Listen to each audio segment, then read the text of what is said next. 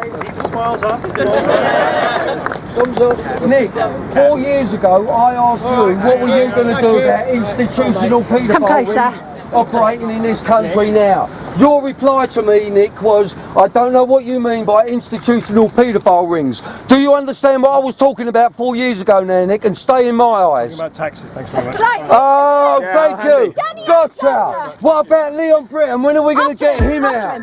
The one thing it does flag up is the tussle within the coalition to lay claim to the raising of the lower income tax threshold, because you talk to institutional paedophile rings operating in this country now. Sorry, I just asked Nick Clegg. Have to leave you. I just asked Nick Clegg a question.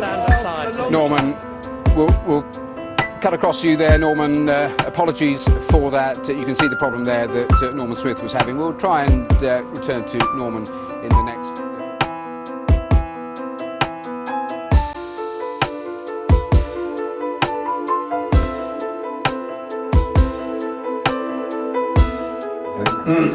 Right. It's the 29th of April 2014 and I'm with Chris Fay. Now Chris has been somewhere today and I'm going to let him tell you where he's been. It's quite fascinating really. So do you want to tell me where you've been, Chris? Well, I've been up to the Houses of Parliament today to meet with Simon Danzcuk MP. And would you tell the audience who Simon Danzcuk is? Simon Danzcuk is the MP for Rochdale, who's just written a book exposing Cyril Smith that was serialised in the Mail on Sunday last week. And he was interested and wanted to talk to me about Leon Brittan, the own guest house, and also about the Leon Brittan tape. Right. That Customs seized off Russell Tricker. Right.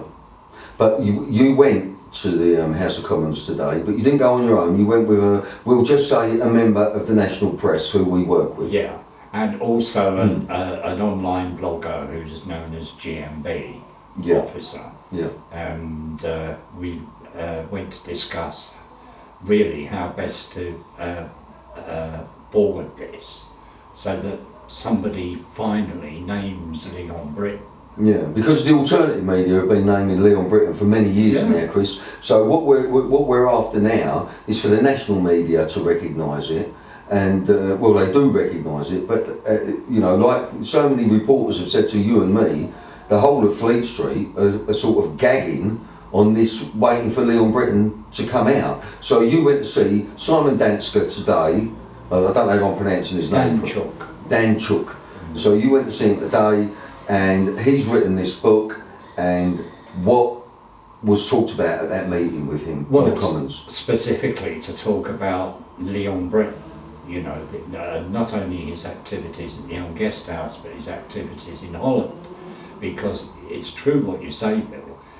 Once we get naming him out of the way, then we can talk about the real issues, which is the organised paedophile rings that were operating, the trafficking of children, the organised abuse, torture, even murder of kids in snuff movies, and who took part in them and who knew what about who. You know, it's about, more importantly than just naming Leon Brittan, I think, is about who knew about it, both within the government, in the police, in the Crown Prosecution Service, and why this has been covered up now for decades. And continuing to cover it up. Continuing. And with many other MPs as well, very powerful MPs, cabinet ministers. Yeah. And they're not exposing it. But you went there today, tactically, to try and get a question asked. Do you want to tell us about that?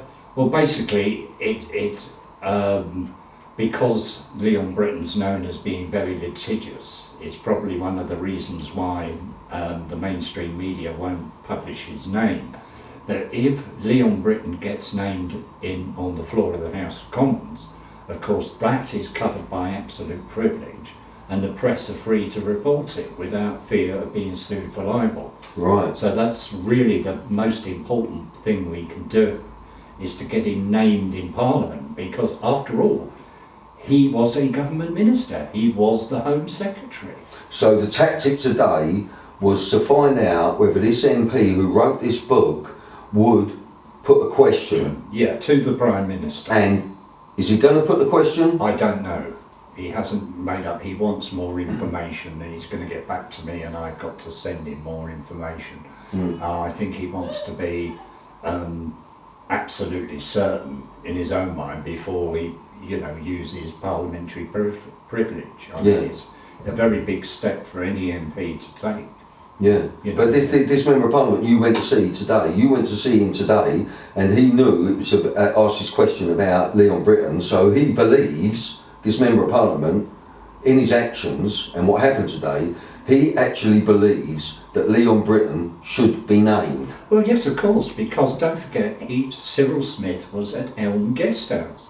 Special branch have confirmed he was at Elm Guesthouse. Yeah. And this MP in his book has confirmed this as well, that Cyril Smith was abusing young boys for decades and getting away with it. Yeah, he was violent as well with them. Very, very violent, alongside Harvey Proctor and Colin Jordan of the National Front, who all shared the same fascination with torture and whipping and all that S&M type behaviour with young boys. Yeah. So yes, he does believe he should be named, but obviously I think you've got to remember what happened. I mean, it's going back a bit, but I don't know people will remember Geoffrey Dickens MP.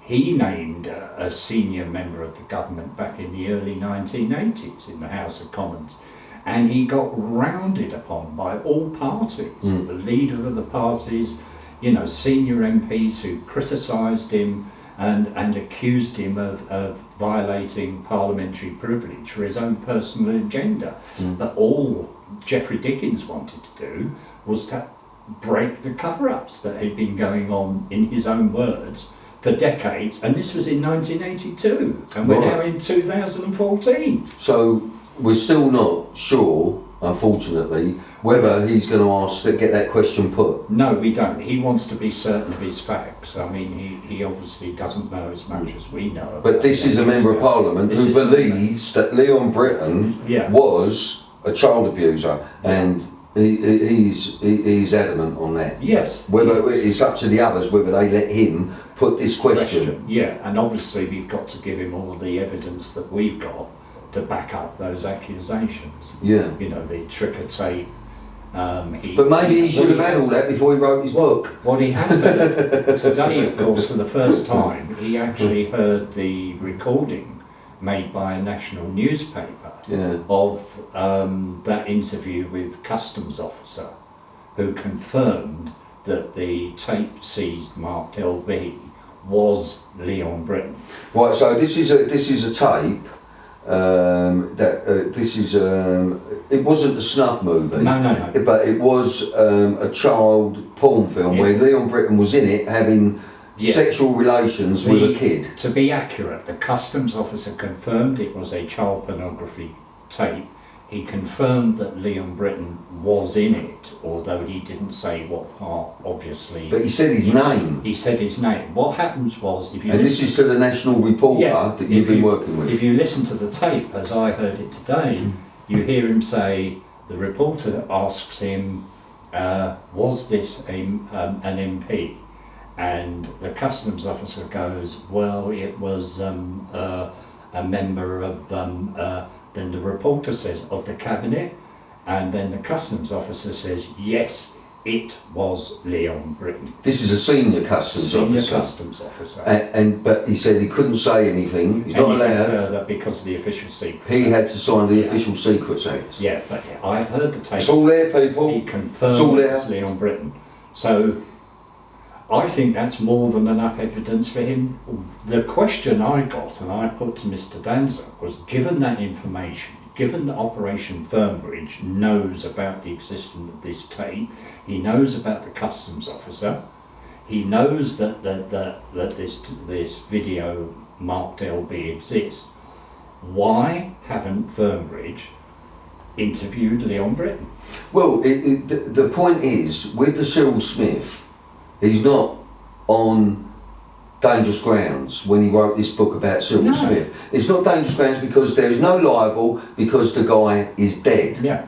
But, so, but me being who I am and what I do, I was talking when you first got back, and I was making you your cup of tea, and I was in the kitchen, and I shouted out to you about Danzcuk, the MP. I said, did he know who Sidney Cook was? And I said, no, of course he didn't. So he didn't know who Sidney Cook was. He's written this book, right? But also, hang on, he had never heard of Elm Guesthouse. Well, he'd heard of Elm Guesthouse, but what he'd never heard of was he wasn't sure what the police operation was. Oh, Fernbridge. And he didn't know who the officer in charge was. So he didn't know that the DCI Settle was in charge of Operation Fernbridge, investigating Elm Guesthouse, where Leon Brittan went, and so did Cyril Smith.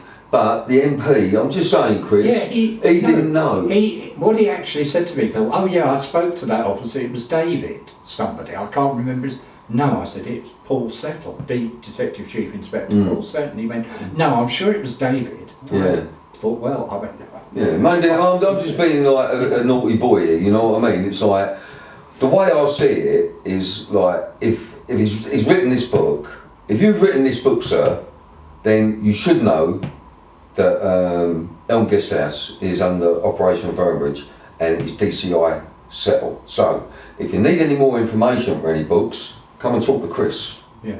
Alright?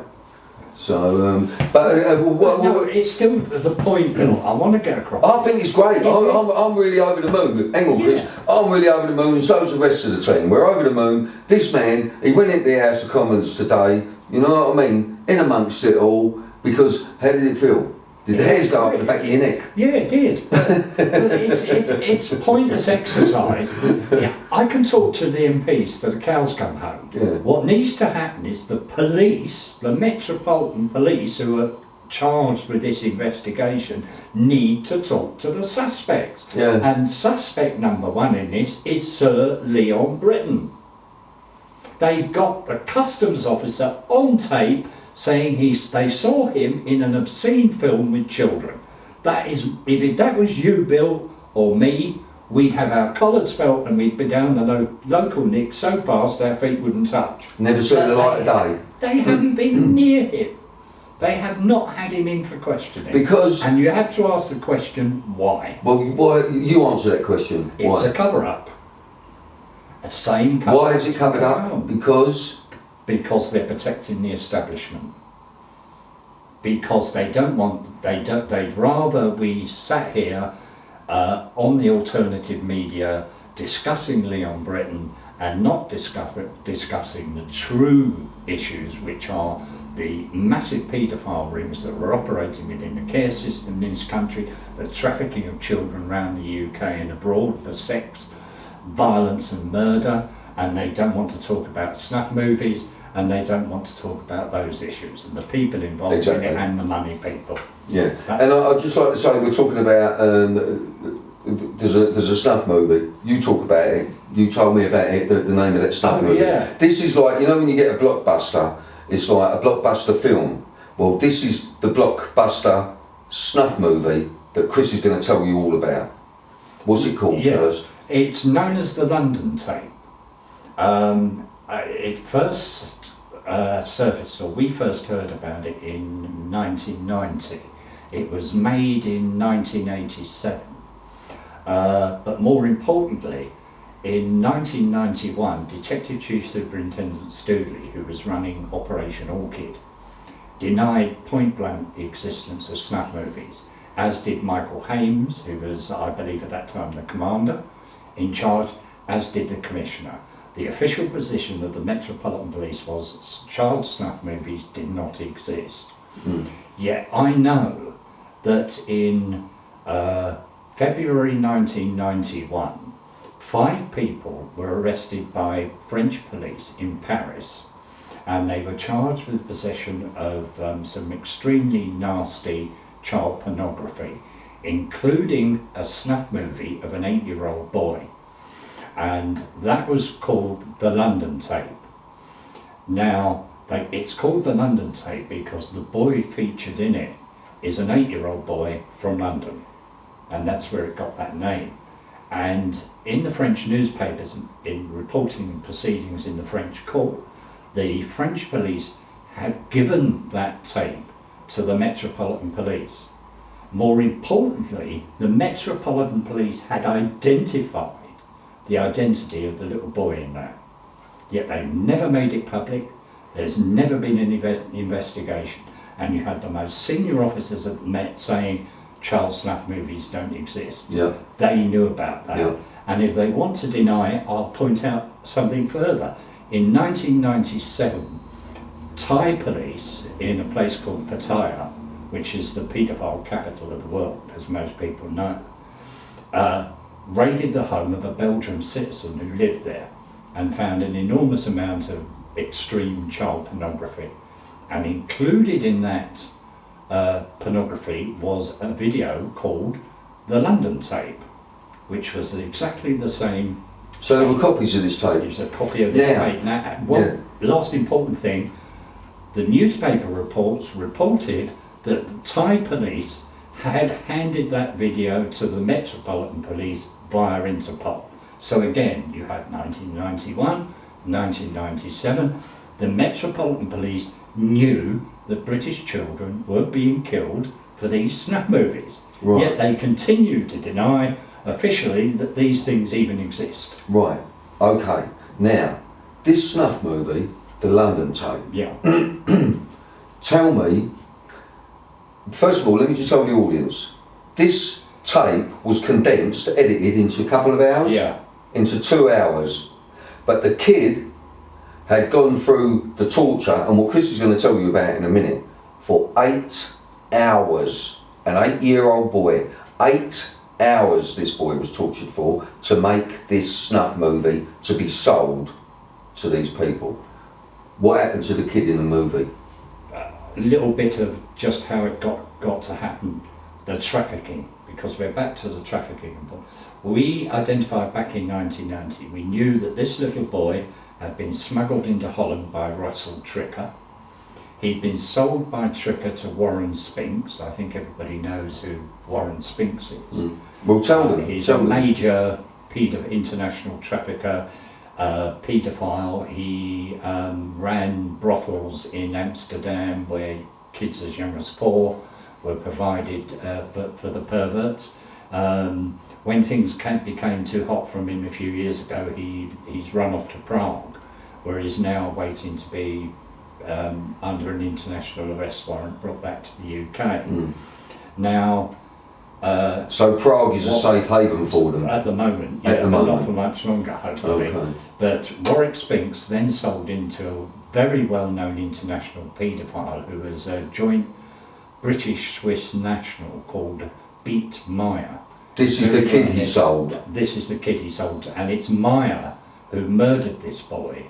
The film was actually made in Switzerland. It's a proper, it's not the handheld dodgy camera one. It was a professionally set film, which is why it's the holy grail, so to speak, of for paedophiles who like snuff movies. So that's what I was saying. It was the top of the tree for snuff movies. The real blockbuster. This film. Yeah, and I hate to say it. I mean, it just sounds so callous when you say it, but it's got to be said that it's full of things like slow-mo action replays of various things, including rape.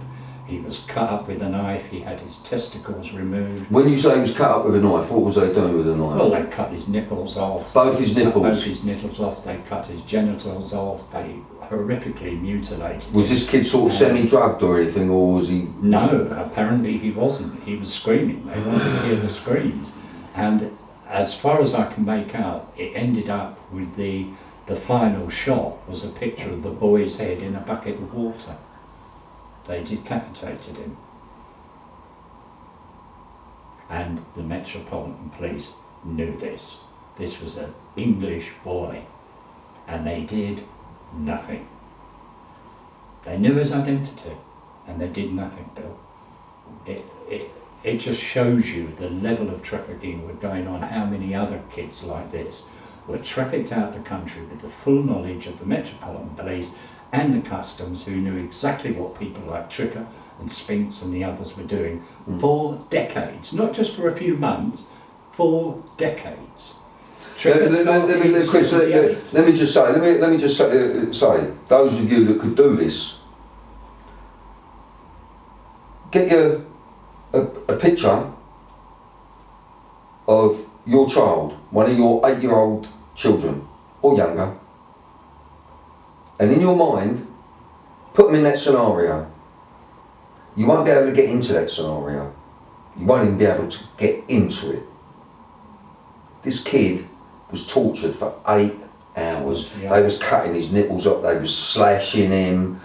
You can imagine the pressure points and things that, whatever they was doing And repeatedly this- raping him. to this young soul, just at the beginning of life. Yeah.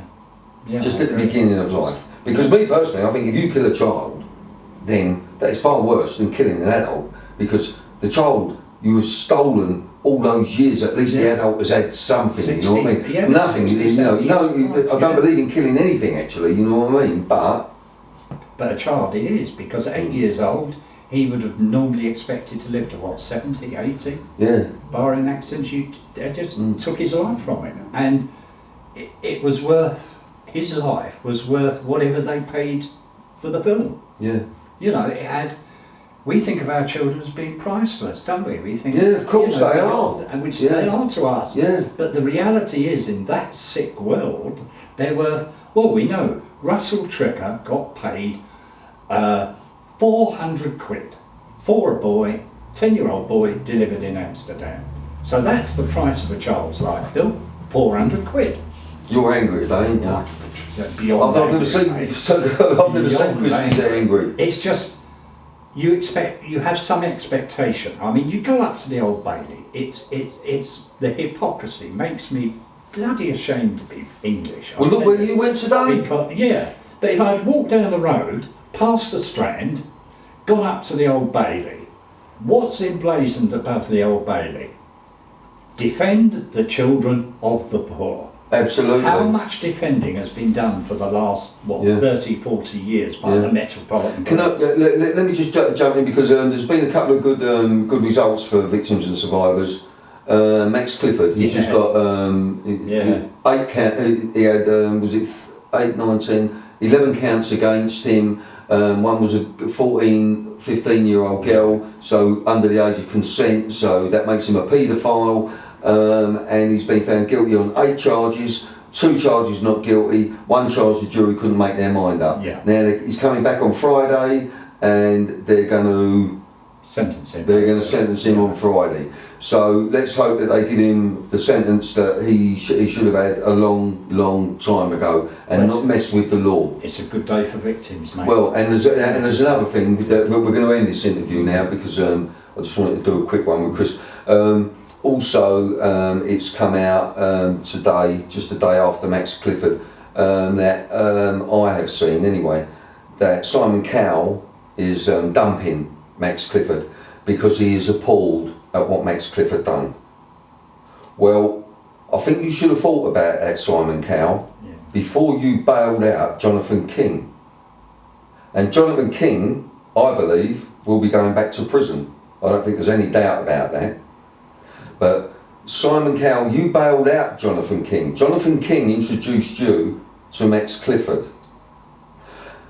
You put an apology in a newspaper article about 4 years ago, I believe, saying that if I'd have known he was guilty, I would not have bailed him. So did you know that he was innocent? Even though the police were investigating him, and as we hear from the dodgy Nick Clegg this morning, it is now a police investigation, and the only people that can get a proper result on this are the police. Well, it's not, I'm afraid, No. because you've got a uniform on doesn't mean you're a good detective or a good police officer. All right. Now, Simon, I don't have to say anything, do I? Because you know, didn't you? Yeah. God bless you, Chris. All right, mate. Nice one. Well done Thank you. today, bro. Our hands are sweating Yeah. because we're controlling our anger. Nice That's one. true, mate.